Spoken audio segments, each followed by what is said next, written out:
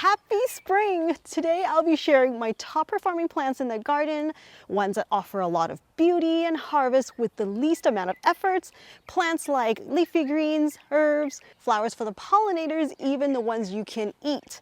Best of all is these plants will keep growing year after year, some even grow stronger the following year.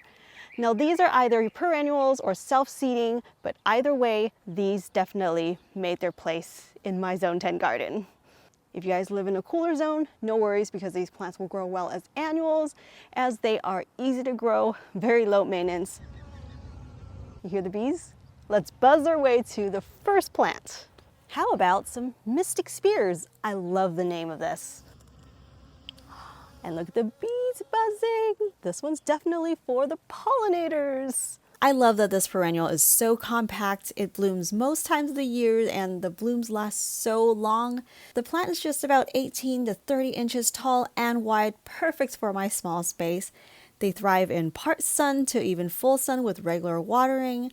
This one's planted in the ground with quite a lot of clay in its native soil. So if you're looking for plants that are hardy, that blooms most times a year, doesn't have to be this particular variety, but a lot of the salvias will do really well as annuals, or you can cut them back and dig it up, put in a container, overwinter them. Mine grows as a perennial, but each spring it definitely branches out more and gives me a lot more blooms. But each growing season, as I prune back, they really come back a lot denser with more blooms. So yeah, I highly recommend this one.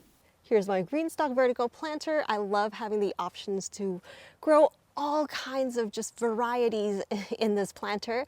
One of them that I want to share with you is the pansies. Now these flowers smell good and they are edible. Pansies and violas, they are definitely one of my favorite edible flowers to grow during this time of the year. They do prefer cooler weather, so anytime from winter to late spring for us. Once the weather starts heating up, these things will die back, but they leave so many seeds just spreading all around. So I do have some that are restarting in the garden right now from seed. Pansies and violas are so much fun to grow. They come in a variety of colors and sizes. They grow anywhere from part sun to full sun, thrives with regular watering just like your veggies. They're tiny little plants perfect for borders, small containers, or even grouping them in a large container as an arrangement. If you don't deadhead them, they're going to seed and grow something new like this plant. So you can collect the seeds to regrow them next year, but make sure you're getting the heirloom ones, otherwise they may not come true from seed. Which means they may not look identical to the mother plant. They make beautiful antioxidant-rich decors for your salads, and so much more. It's just up to your imagination. You guys, I just want to take a moment to let you know if you're interested in these Greenstalk planters, these vertical planters that save space, they are on sale right now for Easter. So don't miss out on this deal. I'll leave a link with my discount code in just below. Looking for something fruity and tastes good? How about some alpines or strawberries in general?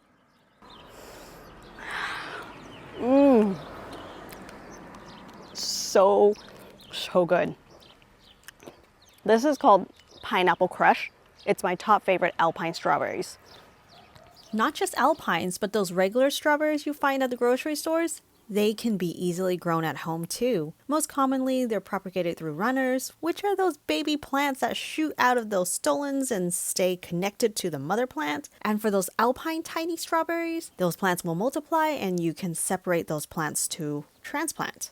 Or you can grow them from seed. They usually will grow identical to the mother plant. Just like these one-year-old plants grown from seed. These strawberry plants have definitely tripled in size this year. The leaves got so much bigger, they're almost as big as my hand. See how easily fresh strawberry seeds will germinate? And I only surface sow. And when the conditions are right, they'll start sprouting, which roughly takes about a month or so. If there's at least 6 hours of direct sun, strawberries are definitely worth growing because they don't take up a lot of space and the flavors are so much better than the ones you find at the supermarkets. Or if you want to be really tidy, you can grow up to 30 or even 42 plants in a planter like this. If you let them sun dehydrate just a little bit, they seriously taste like gummy candies. But that's the real deal right there. In a small space, I usually focus on growing smaller fruits, and I cannot stop recommending these Cape gooseberries as they are crazy survivors in the garden. Anywhere I plant them, they will grow and fruit, but they do taste better when grown in full sun. They can be propagated from seed or cuttings. These do well in ground and containers. If grown in part sun and you forget to water for a couple of days, once established, they won't be bothered. They can be pruned to stay short or allow them to grow up to 6 feet and 4 feet wide. I also love that they fruit multiple times a year here. These plants can be grown as annuals, just like your ground cherries or cherry tomatoes, which I also love growing. I just picked one.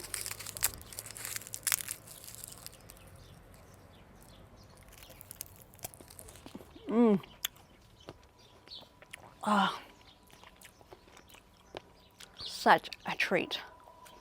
Now, when it comes to something for the pollinators, we cannot forget the nasturtiums, ones that you grow one time and you'll just keep getting them year after year. They do prefer the cooler time of the year, just like now. These flowers smell great. They are also edible, as well as the leaves. They got this peppery kick, so it really adds a fun surprise on your plate. If you don't want them to reseed so much, just pick the seeds when they're still green and pickle them. Keep in mind that these flowers do not grow true to seed, but it's always really fun to see what colors would bloom. Seeds can also be collected to grow microgreens. Because this plant does trail, it's great to set on a trellis or let it just drape down a balcony or a raised bed. It's also a great way to quickly fill in a space. They can handle part to full sun with regular watering, but keep in mind, the more sun means more blooms, means more bees. If you're looking for flowers that are easy to grow, super hardy, and spread like crazy, check out flowers from the daisy family, like these ones here.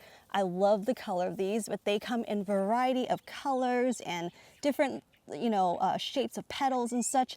This is a gardenia, and it is part of the daisy family, just like daisy itself, or African daisies, or gerberas. I absolutely love all these types of flowers, and the bees love them.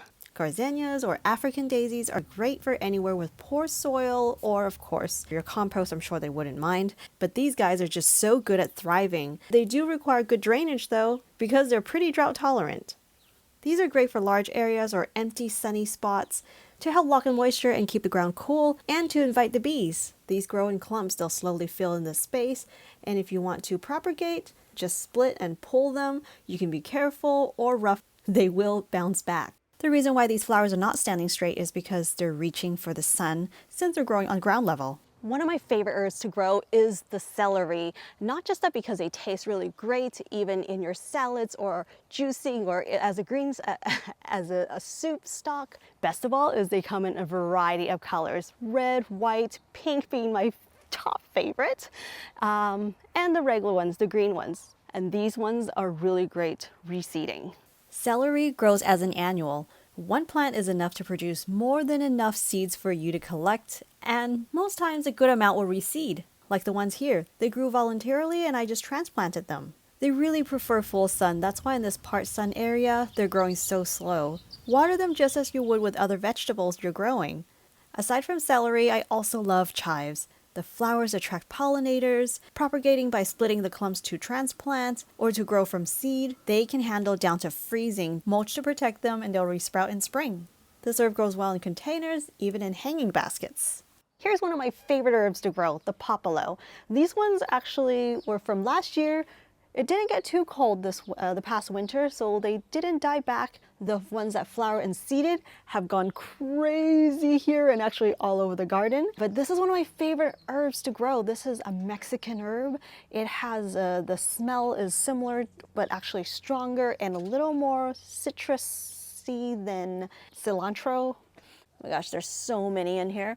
I'm gonna dig these up and put like a bunch in a pot and offer it up on my website. So if you guys are interested, I'll leave the link below. But as you can tell, this bed is still waiting to be planted. It is absolutely a mess right now, but I just kind of left it over winter because this is the point that actually gets a little bit of sun in the winter.